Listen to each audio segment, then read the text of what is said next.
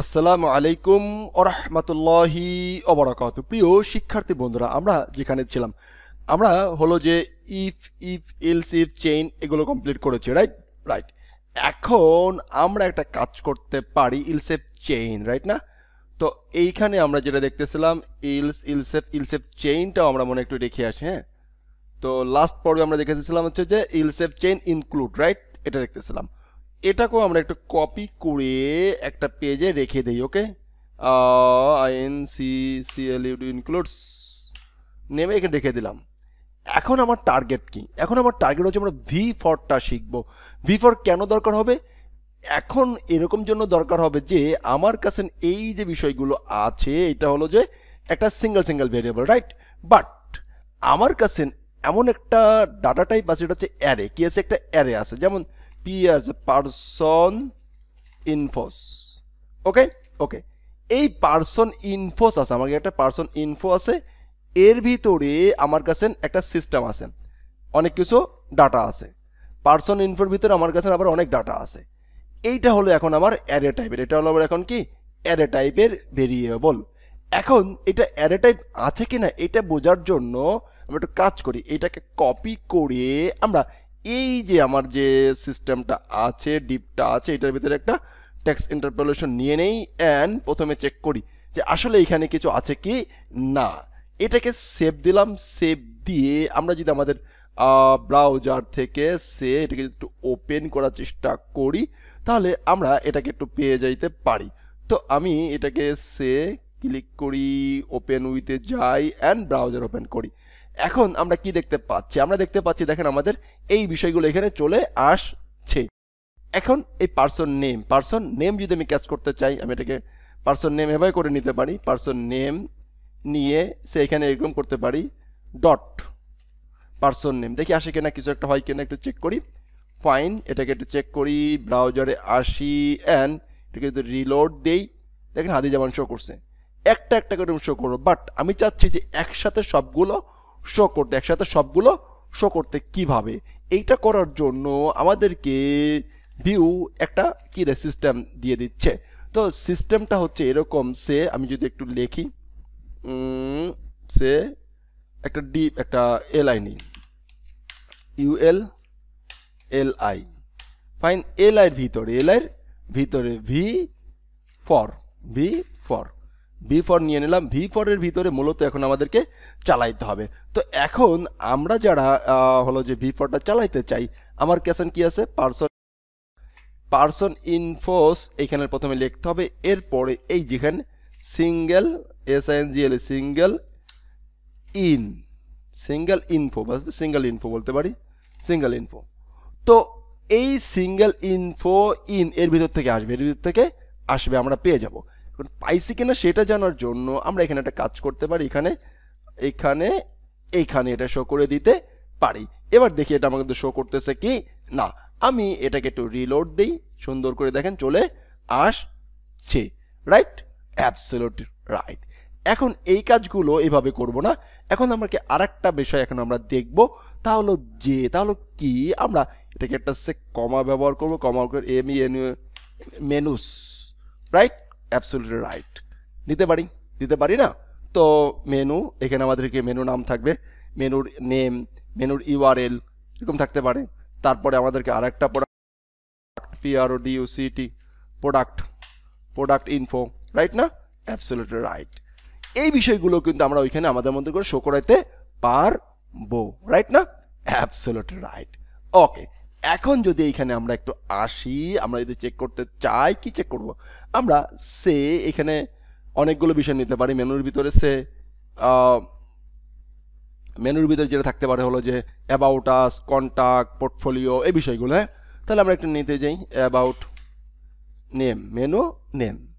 তো নেমের ভিতরে বললাম কি অ্যাবাউট, অ্যাবাউট, রাইট?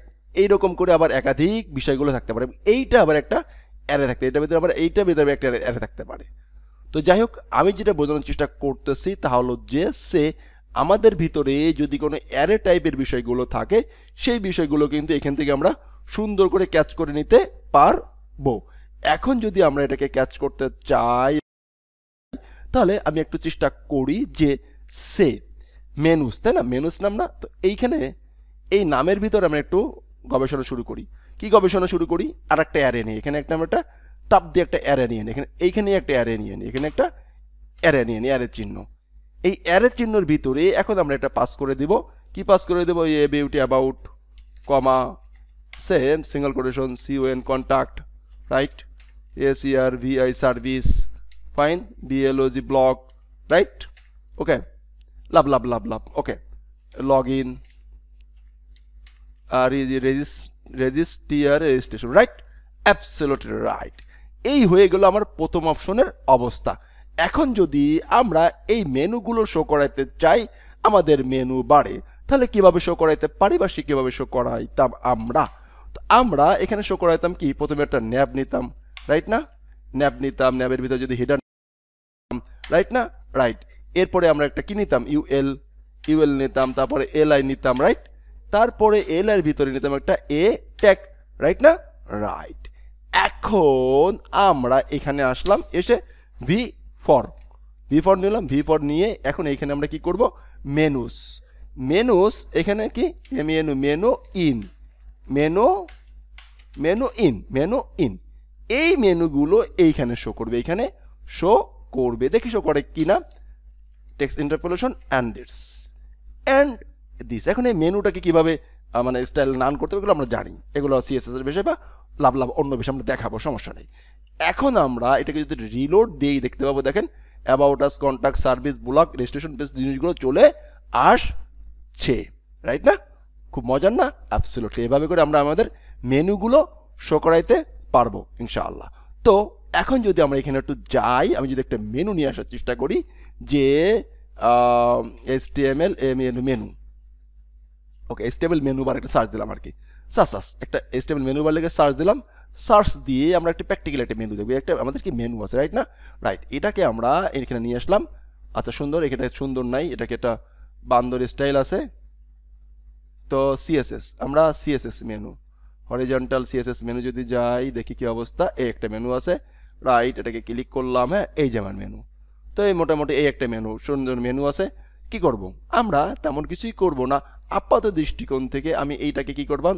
কপি করতাম, এই যে এতটুকুকে কপি করব, কপি করে প্র্যাকটিক্যালি দেখবো আর কি। হ্যাঁ, তো আমি যেহেতু ডিজাইন পারি না, আমি সেহেতু কি পারি? Copy pester.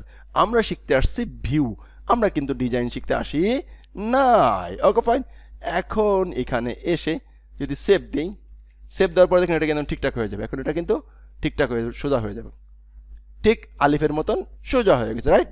রাইট। এখন এটাকে প্যাডিং ম্যাডিং দিয়ে কি দিয়ে কি করতে হয় না করতে হয় সব করা যাবে, সেটা সমস্যা নেই।